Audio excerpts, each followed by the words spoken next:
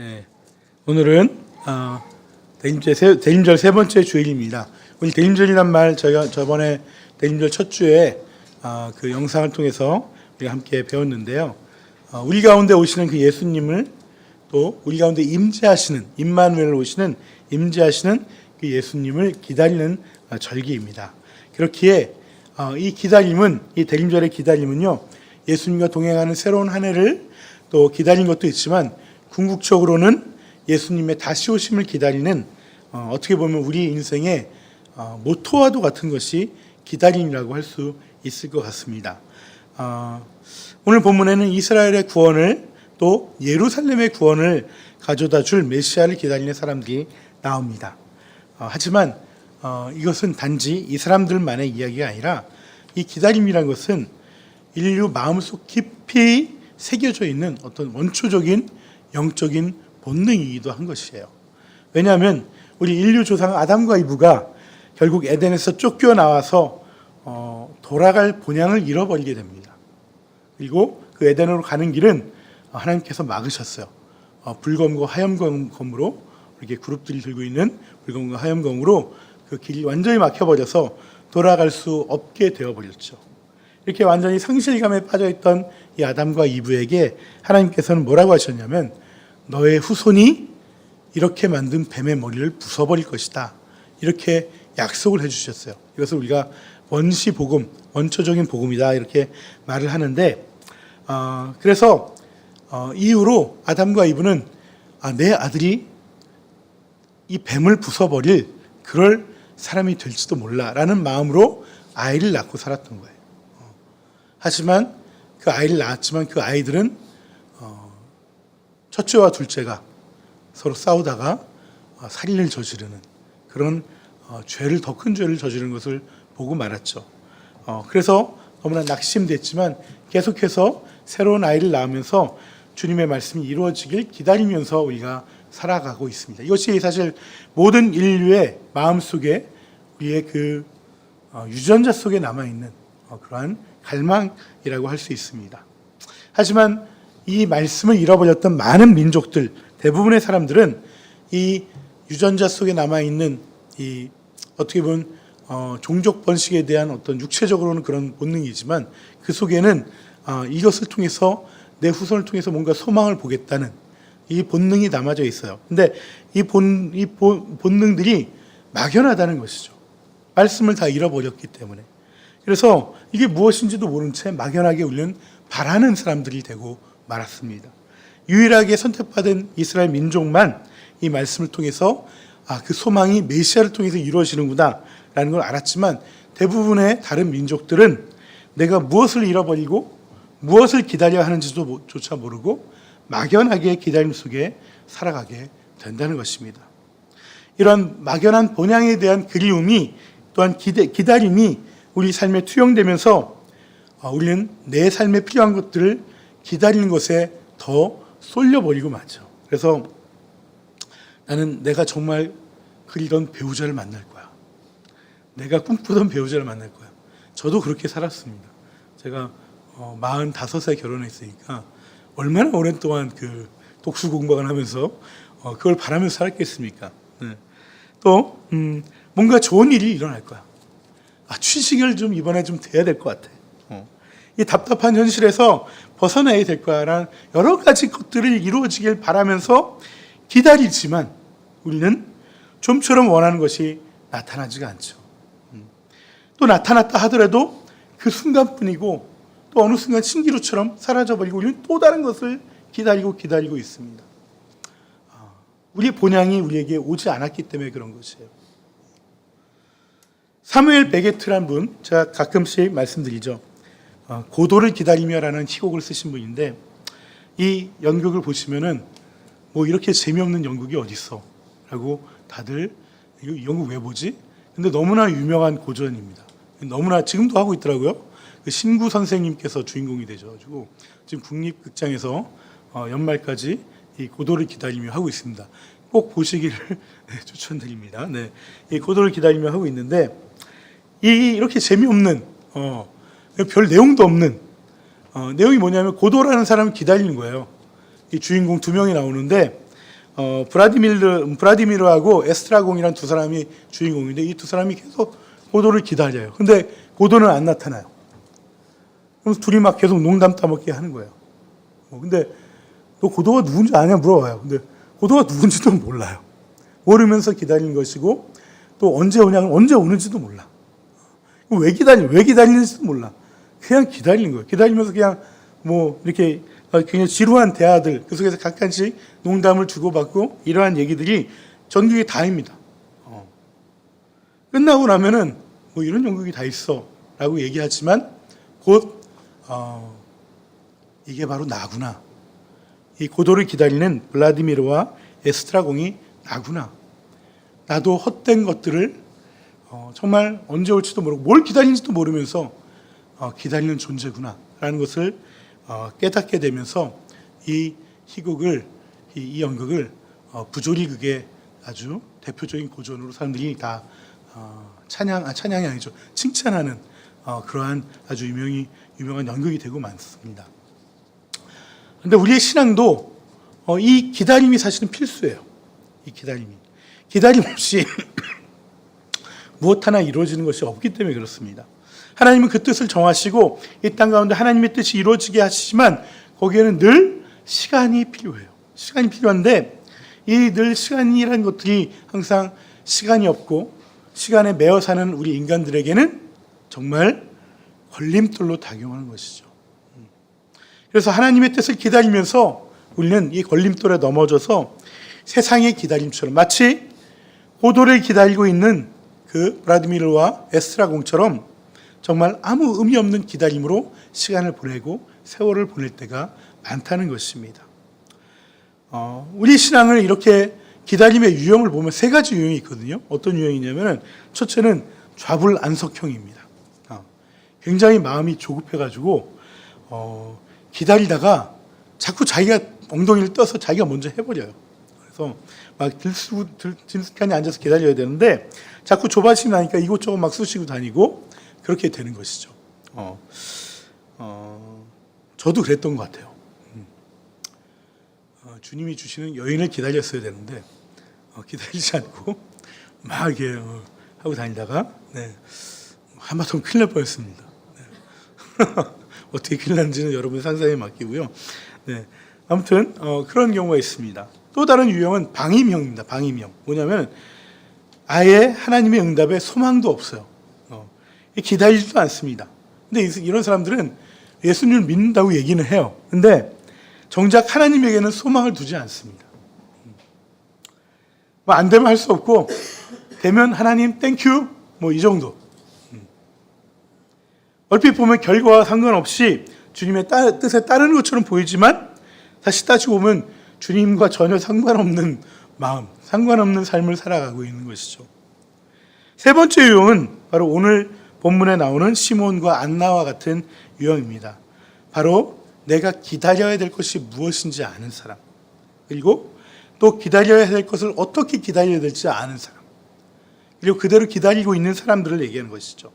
이 사람들이야말로 하나님의 뜻이 이 땅 가운데 이루어지는 것을 함께 소망하면서 기다리며 함께 하나님 나라를 만들어가는 하나님의 진정한 동역자라고 할 수 있습니다.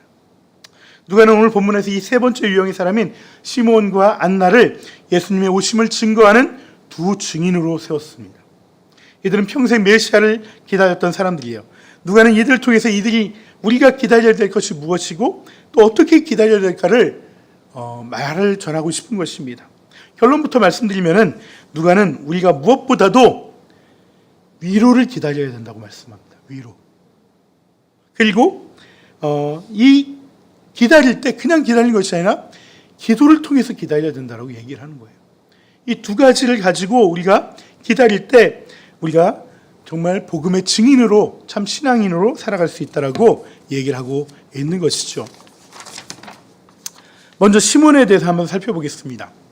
근데 시몬에 대해서는 별다른 설명이 없어요. 안나에 대해서는 그가 어떤 사람이다라고 얘기하는데 시몬에 대해서는 이 사람이 무슨 일을 하는 사람이다, 뭐 어떤 지파 사람이다, 전혀 힌트가 주어지지 않습니다.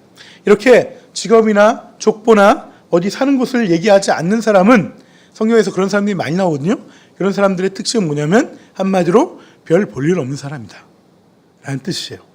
하지만 누가는 또 성경은 이렇게 별 볼 일 없는 사람을 하나님의 뜻을 이루는 도구로 또 증인으로 세우기를 즐겨 하십니다. 하나님이 우리를 복음의 증인으로 삼는 이유도 바로 여기에 있어요.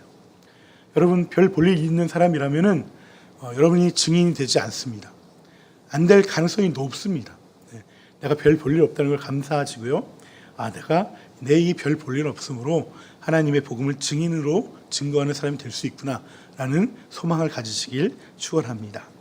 우리는 유명한 사람이 간증을 하고 복음을 증거하면 왠지 더 많은 사람이 하나님께 돌아올 거라고 생각을 합니다. 그래서 내가 엄청 성공해서 하나님을 증거하겠다고 막 이렇게 마음 먹기도 합니다. 물론 그 자체가 순수한 마음이 틀리지는 않습니다. 이번에 다니엘 기도 때도 마찬가지지만 유명한 사람이 간증하면 사람들의 이목은 끌 수 있어요. 이목은 끌 수 있고 그 시간에 한국 바라볼 수 있게 합니다. 하지만 불특정 다수의 삶을 변화시키기엔 부족하다는 거예요. 대부분 감동적인 간증을 하시는 분들은, 삶을 변화시킬 수 있는 간증을 하시는 분들은 유명한 사람이 아니라 그냥 묵묵히 오랜 세월 동안 자기가 받은 하나의 사명을 감당했던 사람들, 그 사람들의 인생이 그 사람이 뭘 했던 것이 아니라 그 사람들이 실패했다가 그래도 꿋꿋이 버티고 이 일들을 해왔던 그 오랜 세월이 그 사람 입술 통해서 나왔을 때, 이건 내 힘으로 한 것이 아니라 주님의 힘으로 한 것입니다라고 고백했을 때 그게 진짜 사람들에게 변화를 일으키는 간증이 된다는 것이에요. 한마디로 이름도 빛도 없이 감당해왔던 그 세월이 간증이 된다는 것입니다. 누가는 이러한 삶을 살아온 한 노인을 간증의 자리에 오늘 세운 것이죠. 누가는 이렇게 유명하지도 않고 이름 있는 가문의 사람도 아닌 시므온이라는 사람을 아기 예수님의 증인으로 세운 이유는, 이 시므온은 무엇을 기다려야 하는지를 분명히 알고 있는 사람이기 때문에 그렇습니다. 시므온은 이 아기 예수님을 통해서 먼저 위로를 받은 사람이라고 얘기를 하고 있어요. 위로. 시므온이 그토록 오랜 세월 동안 기다리고 있었던 것은 바로 위로였습니다. 위로. 그가 기다린 것은 엄청난 물질도 아니고요, 명예도 아니고 크나큰 어떤 환경의 변화도 아닙니다. 오직 하늘로부터 내려오는 그 위로를 간절히 바랬던 것이죠. 여러분, 하나님이 정말 좋아하고 기뻐하는 사람은 하나님으로부터 이 위로를 받고 싶어하는 사람이라는 것을 늘 잊지 마시기 바랍니다. 하나님이 정말 우리에게 주고 싶은 것은 다른 게 아니고 위로예요. 위로. 세상 가운데 상한 마음을 가지고 와서 하나님께 토로하는 것은 하나님을 좋아하시는데, 그런 사람들 기뻐하시는데, 그것은 바로 그에게 위로를 줄 수 있기 때문에 그런 것이죠. 우리가 하나님께 토로하는 이유는 무엇입니까? 그래, 너 애쓰고 수고했다. 너 마음 상했지. 그 말 듣고 싶어서 하나님께 토로하는 건 아니겠습니까?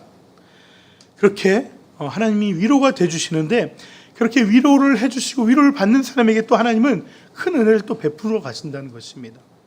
그 대표적인 사람이 바로 노아예요. 여러분, 노아라는 사람의 이름은요, 그 자체가 위로라는 뜻을 가지고 있습니다. 위로라는 뜻. 창세기 5장을 보시면은 로마의 아버지 이름이 라멕인데, 라멕이 182세의 아들을 낳은 다음에 그 이름을 노아라고 지었습니다. 노아라고. 이 노아라고 지면서 뭐라고 했냐면, 이 망해가는 세상 속에서 나를 위로해 줄 아들이다 라는 의미로 이 노아라는 이름을 지은 거예요. 그러니까 이 세상이 너무나 악해져서 정말 사람들끼리 서로 정말 공격하고, 정말 서로를 해코지하고 못 살게 하고, 이런 세상에 살다 보니까 정말 하나님의 위로하심을 구하는데, 그 위로하심이 이 아들을 통해서 이루어지길 원하는 거예요. 그래서 노아라는 이름으로 졌다는 것입니다.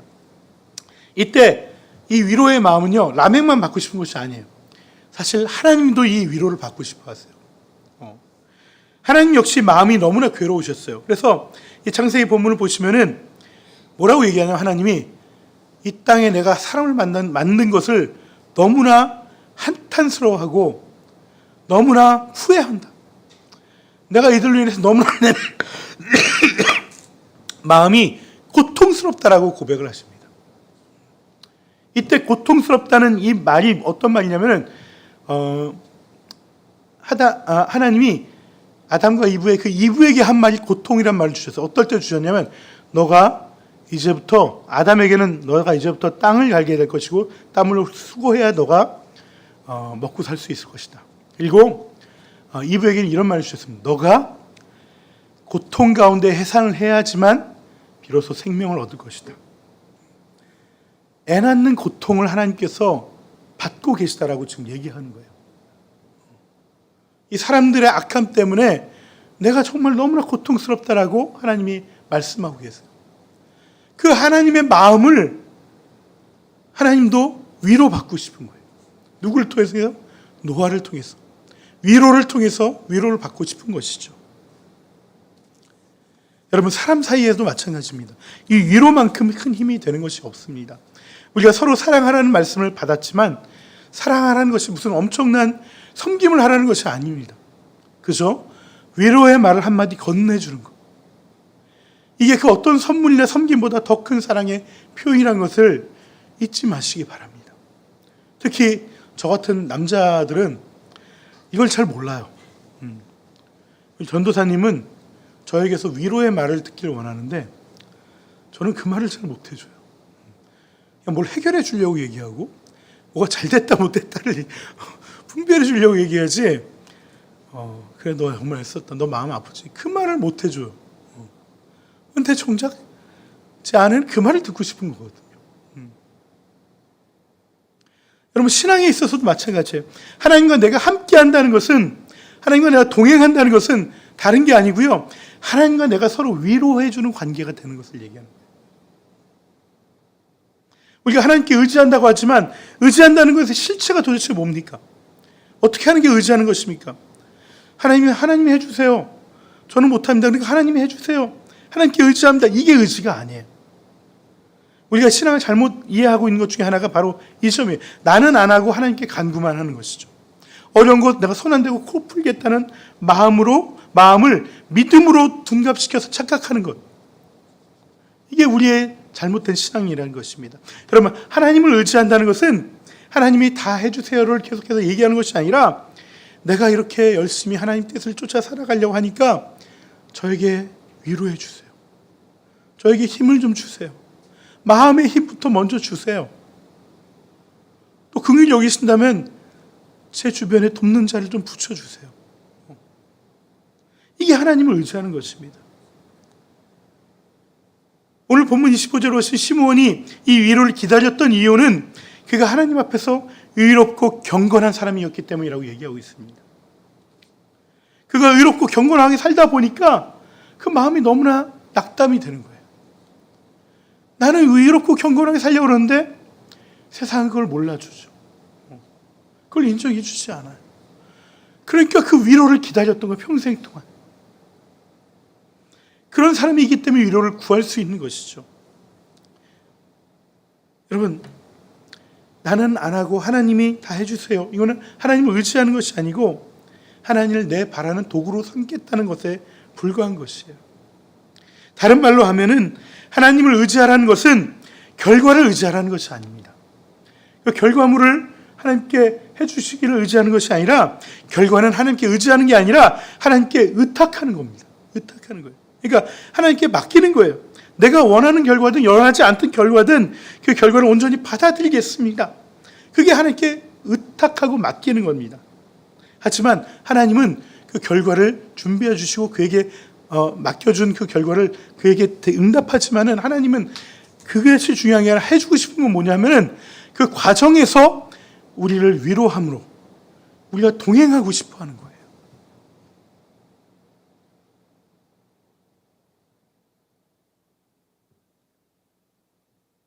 여러분, 이 마음을 하나님의 위로를 받은 사람은요, 도리어 이제 하나님을 위로합니다. 정말 세상 가운데 악한 모습을 보았을 때, 저 모습을 보면서 하나님은 얼마나 마음이 아파하실까? 공의와 정의가 무너져가는 현장을 봤을 때 하나님은 얼마나 그 마음이 찢어지실까? 그래서 주님도 마음이 아프시죠. 내가 주님의 마음을 위로해 주고 싶어요. 그렇게 고백하는 것이 진정한 하나님과 동행하는 것이고 하나님께 의지하는 것이고 하나님과 동역하는 것이라는 겁니다. 이것이 바로 복음의 증인으로 살아가는 사람들의 모습이라는 거예요. 우리가 목장 모임을 할 때 우리가 서로를 위해 중보하고 기도를 하는데 그 기도한 대로 이루어지면 정말 기쁘죠.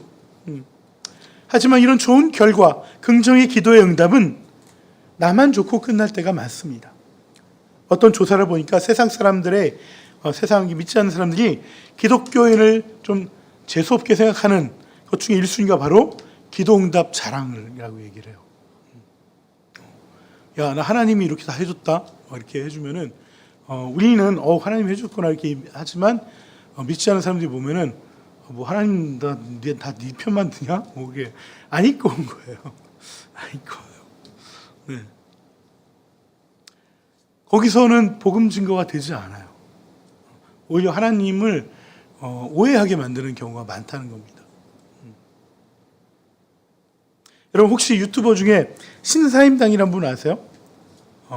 신사임당 자기개발 유튜버를 하시는 분인데 책도 쓰시고 신사임당이라는 분이 있는데 이분이 본명이 이주원이라고 하더라고요. 이제 신사임당 그 계정을 누구한테 이제 팔고 이제 이주원이라는 이름 실명을 가지고 이제 이제 유튜버 활동을 하시는데 이분이 얼마 전에 자신이 교회를 나가고 있다라고 이렇게 신앙 고백을 했습니다. 어떤 신앙 유튜버에 나와서 이 얘기를 하시더라고요.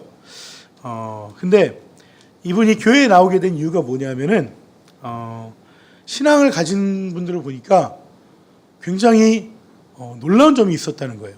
이게 뭐냐면, 회복 탄력성이 굉장히 높다는 거예요. 회복 탄력성이. 그래서 나도 한번 신앙을 한번 가져봐야 되겠다. 이 사람은 여러분 굉장히 자기 개발에 정말 대가라고 할 정도로 모든 것을 잘하는 사람이고 유튜브를 통해서 성공해서 돈도 많이 번 사람이고 정말 자기가 계획한 대로 모든 것을 잘하는 사람이에요. 근데 이 사람이 보기에 신앙인들이 자기보다 더 정신력이 더 좋다고 본 거예요. 하다가 실패하고 그러면은 어떤 사람이 신앙인인데 실패하다가 일이 안 풀리고 그러면은 자기 같으면 정말 짧게는 그날 저녁이라도 술 마시고 좀 풀고 막 껄라대가지고 있어야지 좀 늦게까지 좀 퍼지고 있다 일어나야지 조금씩 이제 추스려지고 한 일주일 퍼져 있어야지 그렇게 되는데 신앙하는 사람들은 정말 어려운 상황인데도 기도하고 눈물을 흘리다 보면 또 다시 돌아와 있다는 거예요. 그러면서 뭔가 신앙이라는 게 뭔가 있긴 있는가 보구나. 그러면서 이제 교회에 나가기 시작했다라고 이렇게 고백을 하더라고요. 여러분 이 모습이 우리가 복음을 증거하는 증인의 모습이에요. 하나님께서 뭘 들어주셨다가 아니라 하나님께서 내 실패한 자리에서 내 연약한 자리에서 하나님께서 나를 위로해 주셨다. 그래서 내가 계속 이 길을 갈 수 있다. 이 고백이 복음 증거의 증인으로서의 고백이고 간증이라는 것입니다. 누가가 예수님의 오심의 증인으로 이 늙은 시몬을 세운 것은 그가 예수님이 오셨음으로 인해서 위로를 받았기 때문입니다. 이 위로를 받은 시몬은 이제 내가 편안히 눈을 감을 수 있겠다라고 고백을 합니다. 평생에 받지 못했던 그 위로를 이 아기 예수님을 통해서 다 받았다는 거예요. 이 예수님 한 분만으로 다 충분하다는 거예요. 여러분 우리는 늘 예수님 한 분만으로 된다고 말끝마다 이렇게 얘기하지만 그렇다면 정말 예수님 한 분만으로 우리 마음이 위로를 받고 있습니까? 예수님 한 분만으로 우리가 위로를 받고 있다면 나는 정말 예수님 한 분만으로 살아가는 그러한 존재인 것이죠. 그 사람이 진짜 복음의 증인이 될 수 있는 사람이란 것입니다. 가서 주님께 받았던 그 위로를 누군가에게 전해줄 수 있는 사람이라는 것이. 여러분 우리가 주님께 가장 먼저 줘야 될 것, 이것은 바로 위로라는 것을 명심하시고 그 위로를 받고 또 위로를 주님께 주는 그러한 복된 삶을 살아가면 좋겠습니다. 이번에는 안나의 기다림입니다. 여러분 누가는 안나를 소개할 때 시몬과는 달리 비교적 그 출신과 직분을 밝힙니다. 누가는 시몬과 달리 안나를 소개할 때 이렇게 출신과 직분을 밝히는 이유는 제가 생각하기엔 아마도 이 그녀의 삶이 순탄치 못했던 삶이었기 때문이라고 저는 생각을 합니다. 안나는 여선지자였어요. 여선지자. 구약에 많은 선지자들이 나오지만 여선지자는 굉장히 귀하거든요. 몇 명 없어요. 우리 모세의 누나였던 미리암이 여선지자였죠. 그리고 사사시대 때 우리 사사기 공부할 때 배웠던 이 드보라가 여사사이자 여선지자였습니다. 그리고 열왕기하 22장에 보면은 잠깐 등장한 훌라라는 여선지자가 있습니다. 뭐 한두 줄 나와요. 한두 줄 나오는데 이 여선지자 있고 그 다음에 이 안나 이 네 명밖에 없어요. 네 명밖에. 근데 이 중에서 이 미리암과 이 드보라의 경우는 굉장히 좀 이렇게 리더십이 있는 굵직한 인물이었죠. 그래서 네. 여선지자라는 것이 참 멋지다 이런 느낌을 받게 되는데 이 두 경우를 빼고 이 나머지 훌라라는 분, 그 다음에 오늘 안나란 분은 이 여선지자가 어쩌다 보니 여선지자가 된 것 같은 느낌. 인생의 굴곡 때문에 여선지자가 된 것 같은 느낌이 드는 거예요. 열왕기에 나왔던 훌다라는 여선지자는 사실 아무런 그 전후 소개가 없는데 단지 뭐가 나오냐면 그가 제2구역에 살았던 여선지자 이렇게 나옵니다. 제2구역. 예루살렘에서 제2구역에 살았대요. 그럼 이 제2구역에 살았던 것이 무슨 뜻일까? 여러분, 예루살렘은요, 고대 도시들은 이 고대 도시 안에 살았다는 것, 성 안에 산다는 것은 적어도 신분이 다 검증이 끝난 사람들을 얘기하는 거예요. 우리가 북한에 보면은 평양에 아무나 못 살잖아요. 네, 다 이게 사상 검증이 된 사람들만 평양에 살 수 있잖아요. 성 안에는 그런 사람들만 살 수 있어요. 찐 왕의 백성들만. 왜냐하면은 이 나라에 왕의 불만을 가진 사람들이 있다 보면 어떻게 됩니까? 이 성이 외국이 쳐들어왔을 때 이 외국하고 이게 내통을 해서 이 성의 문을 열어줬다가 큰 일을 당할 수 있기 때문에 그런 사람들만 성 안에 들어올 수 있습니다. 그래서 귀족이나 이렇게 좀 제대로 된 사람, 이렇게 좀 살고 있는 사람들이에요. 근데 그렇게 살다 보면은 그게 그렇게 안 되죠. 살다 보면 또 인생의 여러 가지 우여곡절을 겪다 보면은 좀 안 좋은 곳으로 밀려나는 경우가 많습니다. 이 제2구역이라는 것이 바로 이 하층민들이 사는 구역을 얘기하는 거예요. 하층민들. 그러니까 이 제2구역에 있는 선지자라는 얘기는 이 훌다란 여선지자도 인생의 곡절이 참 많을 수 있겠다라고 우리가 추정을 해볼 수 있는 것이죠. 오늘 본문에 등장하는 안나란 여선지자도 사실은 아픈 사연이 있습니다. 안나는 아셀 지파의 바누엘의 딸이라고 소개합니다. 지파도 있고 바누엘이라고 이름까지 당당하게 아버지 이름 나온다는 얘기는 이 사람이 나름대로 유복한 집안의 출신의 여자였다는 것을 얘기하는 것이죠. 그런데 불행하게도 결혼한 지 7년 만에 남편이 죽고 말아요. 그리고 그때부터 과부로 살게 됩니다. 제가 지난주에도 말씀드렸다시피 이스라엘 여자들은 몇 살부터 결혼한다고요? 12살부터 15살에 결혼한다고. 우리 하람이보다도 젊었을 때 결혼을 합니다. 어렸을 때 결혼을 합니다. 그러면은 이 안나란 여인이 과부가 되었을 때는 22살 아니면 20살 정도. 이 안팎이죠. 그때부터 84세가 될 때까지 이 여인은 홀로 살았고 그리고 이 홀로 성전에서 기도를 하며 보냈다는 것이죠. 이게 대부분의 고대 여인들은요 혼자 살아간다는 꿈을 잘 안 꿉니다. 이렇게 살다가 남편이 죽으면은 빨리 또 새 시집 가야지. 왜냐하면 먹고 살 게 없어요. 여자에게는 땅을 기업으로 주지 않기 때문에 먹고 살 게 없습니다. 그러니까 당연히 누구를 쫓아가야 돼요. 아니면 다행히 아들이 있으면 아들한테 유산이 상속되니까 아들이 커서 키우면 아들이 이제 그 땅에서 일해서 먹여주는 것이죠. 그래서 대부분 다른 남편에게 소망을 두던가 자식이 없으면 다른 남편에 소망을 두던가 자식이 있으면 자식의 소망을 두는 것이 보통 일반적이죠. 우리 동양인들도 남편에게 소망이 없으면은 자식에게 소망을 두잖아요. 우리가. 우리 어머니도 늘 너밖에 없다 이 얘기를 늘 저에게 많이 말씀하셨는데 이렇게 보통 이렇게 남편이나 자식에게 소망을 두고 살아가는데 이 안나라는 여선지자는 오직 하나님에게만 소망을 두고 살아간 거예요. 그래서 뭐 주야로 금식을 하셨다고 얘기했는데 저는 제가 보기엔 먹을 게 없어서 금식하신 것 같아요. 먹을 게 없어서 주는 거나 받아 먹고 성전을 떠나지 않고 기도에 힘쓴 거예요. 이렇게 살다 보니까 기도하면서 살다 보니까 이분에게 은사가 생긴 것이죠. 선지자의 은사가 생긴 거예요. 여러분, 당시의 성전은요, 유일하게 하나님의 임재를 경험할 수 있는 곳인데 사실 당시의 성전은 그걸 경험할 수 없어요. 왜냐하면 이미 다 타락했기 때문에.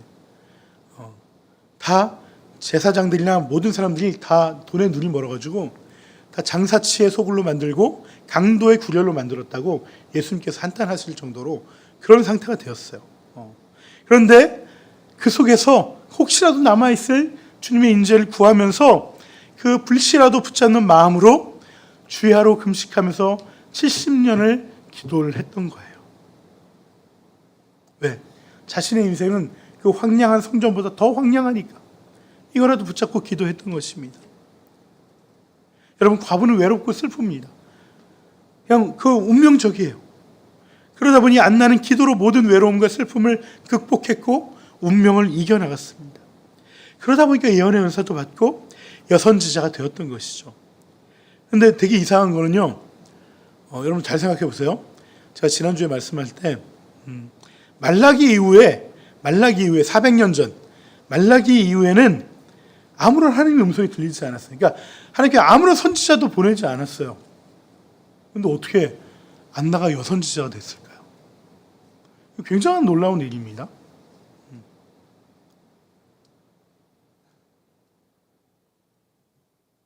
아무도 하나님은 너희들 선지자 보내지 않을 거야. 아무런 말도 너희들 보내지 않을 거야. 라고 했음에도 불구하고 세례 요한이 오기 전까지 나는 너네 아무 말도 하지 않아. 라고 했음에도 불구하고 마지막에 하나님께서 이 안나란 여선지자를 세웠다는 거예요.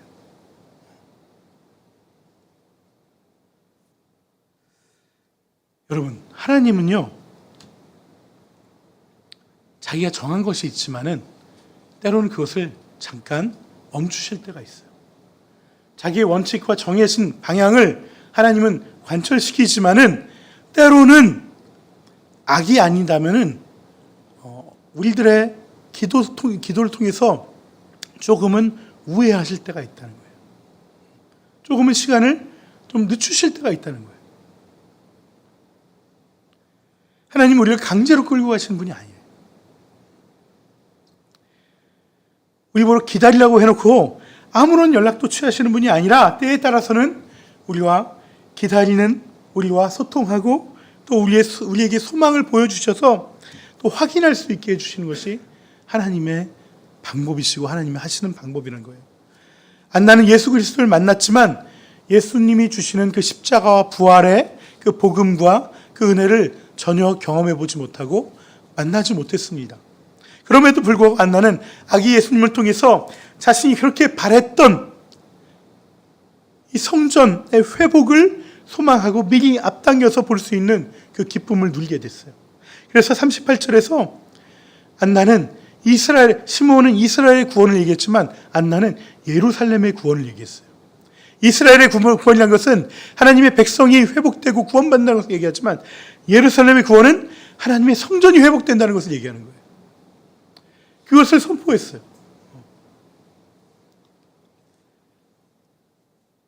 안나는 이 망해져가는 성전에서 다들 체념하고 이제 이스라엘 끝났고 하나님 성전도 끝났어 라고 체념하고 말았지만 홀로 인생을 걸고 그럼에도 불구하고 그 망해가는 성전에서 말씀을 받고 기도를 하고 예언자가 되어서 하나님의 말씀을 전하는 자가 되었다는 것입니다.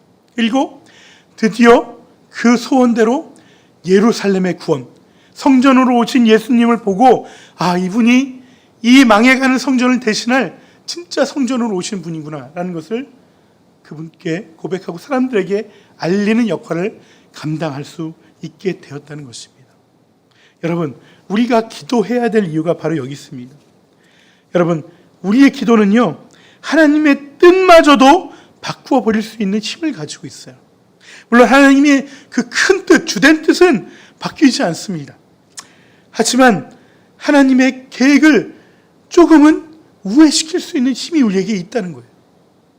남들은 다 망하기도, 그 망하게 하겠다고 하나님께서 결정하신다 하더라도 그 속에서 나는 하나님의 은혜를 구할 수 있고 받을 수 있게 하는 것이 바로 기도라는 것입니다. 철학자 롤랑 바르트라는 사람이 계시는데, 이분이 하신 얘기가 뭐냐면, 기다림은 하나의 주문이다, 이렇게 얘기를 합니다. 뭐냐면은 기다림을 가지고 있는 사람은 거기에 매여 있다는 거예요. 만약에 누가 오기로 했어요, 누가 전화 오기로 했어요, 그러면 뭐 이 전화기를 늘 갖고 있어야 되죠. 이분 때는 휴대전화가 없었으니까 이 전화기를 떠나면 안 되는 거예요. 집을 나가지도 못하고 여기 있어요. 화장실도 못 가고 그런 것이죠. 누가 오기로 돼 있으면 그 자리를 못 떠나는 것이죠.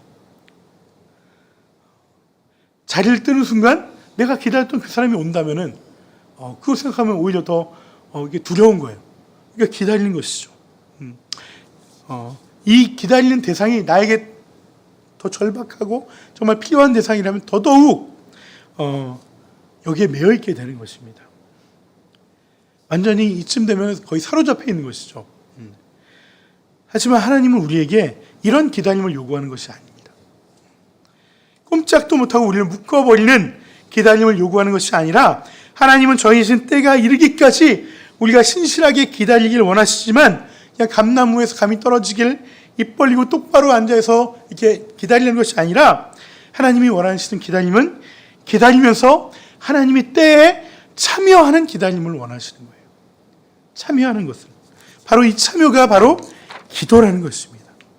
여러분, 우리가 기도하지 않으면, 기다리면서 기도하지 않으면, 우리가 기다리는 것이 아무리 선하고 하나님의 뜻이라 할지라도, 좋은 것이라 할지라도, 그것은 마치 고도를 기다리는 블라디미르와 에스트라곤과 아무것도 다를 게 없는 것이라는 겁니다.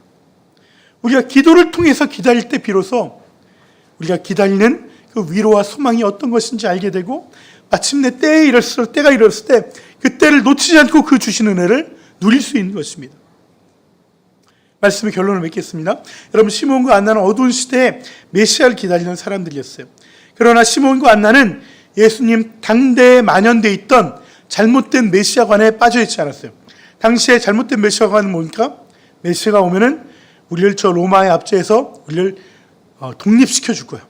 그 장군이 와서 우리 대신에 싸워 줄 거야. 그 힘 있는 사람이 올 것이고 강한 힘을 가지고 올 것이야 라고 그렇게 바랐던 것입니다. 하지만 이 시몬과 이 안나는 그런 세상 사람들이 바라는 메시아에 현혹되지 않았어요. 그 메시아는 우리를 위로해 주시는 분이에요. 그 메시아는 이 성전을 다시 세우는 분이에요. 그래서 하나님과 더 함께 할 수 있게 만드시는 분이야. 그것을 알고 있었어요. 내가 기다리는 것이 무엇인지 알고 있었어요. 그래서 세상의 가치에 현혹되지 않고 참된 메시아를 기다리고 있었기 때문에 그 메시아, 성인 메시아, 30이 넘은 메시아가 아닌 난지 8일밖에 안 된, 여러분, 난지 8일밖에 안 된 애를 우리가 어떻게 보고 알 수 있어요? 내 아들도 내 아들인지 몰라요. 근데 그런 메시아를, 그 애기인 메시아를 보고도 이분이 정말 메시아구나. 이분이 정말 나에게 위로를 주시는구나. 이분으로 인해서 이 성전이 다시 세워지고 내 안에 성전이 다시 세워지는구나 라는 것을 고백하고 찬양하고 간증하였다는 것입니다. 여러분, 우리 삶에 찾아오시는 예수님을 만나는 것도 마찬가지예요. 세상이 주는 달콤한 위안이나 쾌락이 아니라 오직 예수님이 주시는 그 위로를 기다리시기 바랍니다. 그리고 조급함도 그냥 방임도 아니라 오직 기도를 통해서 그 주님이 오시기를 기다리시기 바랍니다. 이럴 때 우리가 참된 위로를 우리가 누리고 하나님과 교제하면서 이 기다림이 더 이상 권태롭고 지루하고 정말 어쩔 수 없이 살아가는 것이 아니라 소망으로, 기쁨으로 그것을 누리며 기다리는 그 복된 시간이라는 것을 우리는 깨닫는 주님의 자녀가 될 것입니다.